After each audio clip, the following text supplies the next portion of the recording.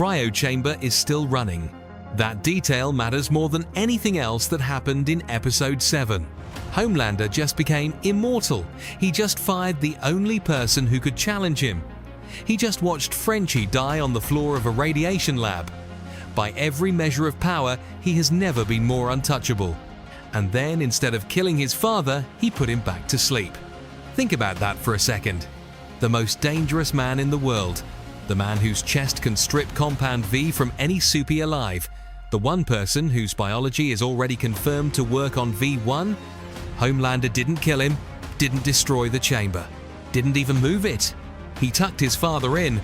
Homelander just made the last mistake of his life. Today, we're breaking down exactly why. Who is Benjamin Moritz, and why everything depends on him. Benjamin Moritz has been frozen before. That's where this story starts. The man the world knows as Soldier Boy was Vort's first major superhero. Captain America for the television age, handsome, patriotic, carefully manufactured. Behind closed doors, he was cowardly, abusive, and desperate for approval he never received. His own team, Payback, handed him over to the Russians in 1984. Not because they feared him, because he had failed them too many times to count. The Russians spent decades turning him into something worse than what Vought built. They irradiated him, tortured him, experimented on his body until his cells became a living nuclear reactor. When the boys found him in Season 3, frozen in a Soviet black site, he had spent 40 years in cryo. 40 years of silence, stripped of everything but his rage and his radiation. His chest beam is not a superpower, it is the residue of suffering. When he returned in Season 5, Kripke gave the character one new layer of father. Homelander, Vort's greatest weapon, is Soldier Boy's biological son. And for the first time in his long and ugly life, Benjamin Moritz had something that looked like a reason to stay. He didn't stay. Episode 7 confirms what Season 3 already told us. He cannot be what anyone needs him to be. But here is the question the show has been quietly building to all season. What happens when a man with nothing left to lose and a chest full of nuclear fire gets put back inside a box he has already escaped from once? The answer arrives in 6 days. What actually happens in Episode 7 and what the show wants you to miss. Homelander is now a god. That is not metaphor. He has V1 in his blood, which the show confirmed makes him biologically immortal. The virus the boys built their entire plan around is now useless. Meanwhile, Butcher pivots. He has footage of the Russian uranium experiments that created Soldier Boy's depowering blast. His new plan? Recreate those conditions inside Kimiko. Flood her body with radiation until she develops the same chest beam Soldier Boy has. Use her as a living weapon. Frenchie runs the experiment. He knows it might kill her. He runs it anyway. When Homelander attacks Boy's headquarters, Frenchie makes a choice. He locks himself and Homelander inside the radiation chamber. He hits the lever. He absorbs a fatal dose. Homelander burns, but survives. Frenchie crawls out and dies on the floor of the lab while Kimiko holds him. The plan appears to have worked. Kimiko may now have the power. In Vought Tower, Soldier Boy tries to leave. He tells Homelander the truth he gave him the V1 for Stormfront, not for him. He calls him weird. He says he's leaving for Bogota. Homelander, who has never once in his life been told no by someone he loved, responds the only way he knows how. He chokes his father unconscious. Then he puts him back in the chamber. The cryo unit seals. The screen cuts. Soldier Boy is alive. And for the first time since Season 3, Homelander has made an enemy he cannot laser through a wall. Stop there. Why didn't Homelander kill him? He kills everyone who challenges him. A-Train, Firecracker, the President, Black Noir. He has never once shown mercy to someone who wounded his pride. Soldier Boy called him weird to his face and tried to walk away. That is the worst thing you can do to this man. So why is Soldier Boy still breathing? The emotional trap theory. Homelander cannot kill his father because it would destroy the last image he has of himself. Here is the first theory. Call it the mirror theory. Homelander does not keep Soldier Boy alive because he is merciful. He keeps him alive because killing Soldier Boy would mean killing the one relationship that ever looked like a father choosing him. This is a character who has spent 5 seasons proving that approval is the only currency he values. Every person he has ever killed was someone who withdrew their love first. Madeline Stillwell, Stan Edgar, Black Noir, who he killed for hiding Soldier Boy's identity, not for betrayal. He destroyed Black Noir because finding his father felt like finally winning the one thing he had always needed. Killing Soldier Boy now would be an admission that the approval never existed, that no one chose him willingly, that his entire image of himself as the strongest, most deserving being alive is a story he has told himself in an empty room. The show established this pattern in Season 2 with Stormfront. He stayed with her long past the point of sanity because she was the first person who said she loved him and meant it. When that ended, he became the most dangerous version of himself. Soldier Boy frozen is not a prison sentence. It is Homelander's last remaining lie. The weakness of this theory: it explains the psychology. It does not explain the tactical nightmare of keeping that specific man alive. The loaded gun theory. The show has never left an unexploded weapon on screen. The Boys runs on Chekhov's arsenal. In Season 3, the show spent 3 episodes establishing that Soldier Boy's beam can strip Compound V from a Soupy's bloodstream. Then it used that beam on Kimiko and she lost her powers.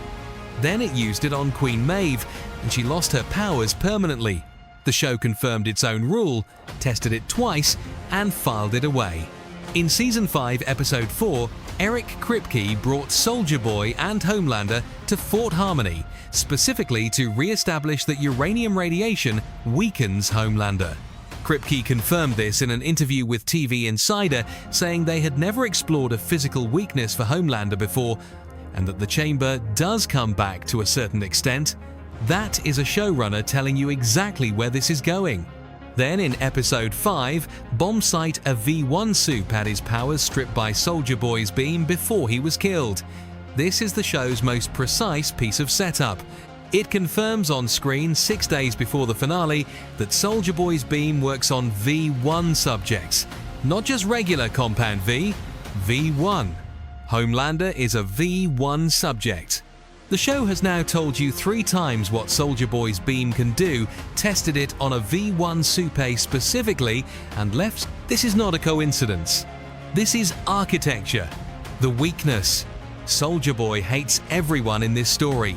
Even if the beam fires, who controls where it lands? The Stormfront variable. Soldier Boy gave Homelander the V1 as a setup, and Homelander just triggered the trap. This is the theory that changes everything if it's true. In Episode 7, Soldier Boy tells Homelander he gave him the V1 because Stormfront Clara Vought would have wanted it.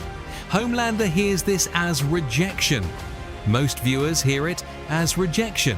What if it is the opposite? Consider the timeline. Soldier Boy has hated Homelander for most of this season. He called him a freak. He locked him in a uranium chamber in Episode 4. He has shown zero affection at any point. Then, in Episode 6, he gives him the one thing that makes him unkillable. There is another reading of that scene. Stormfront believed in a world where one perfect, unstoppable Soupy could reshape civilization. But Stormfront also lost. She died, disfigured, rejected by Homelander. Her ideology collapsed. What if Soldier Boy gave Homelander the V1 not as a gift, but as a test, to see if Homelander would prove Stormfront right or wrong? And what if Homelander, by strangling his father and sealing him in cryo, just gave Soldier Boy the answer? Eric Kripke confirmed in interviews that Soldier Boy's arc in Vought Rising shows how his love for Stormfront shaped who he became. If she is the emotional center of his decisions, then betraying her legacy, not honoring it, may be the trigger that turns him. Homelander didn't lock Soldier Boy in a box, he just lit the fuse. The weakness. This requires Soldier Boy to have been playing a long game, and this show has established he is not a planner. He is a reactor. But the best traps are the ones that don't look like traps. These 3 theories are not in competition. They are the same story told from 3 angles.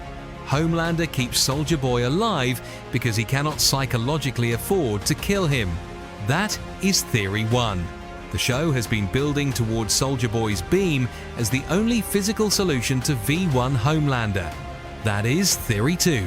And Soldier Boy may have already decided, consciously or not, that Homelander has failed the only test that ever mattered to him.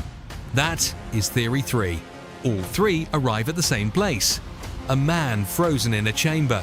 A son who does not understand what he has done. A finale titled Blood and Bone, a phrase Homelander himself once used to describe the kind of fight that ends with one of them dead.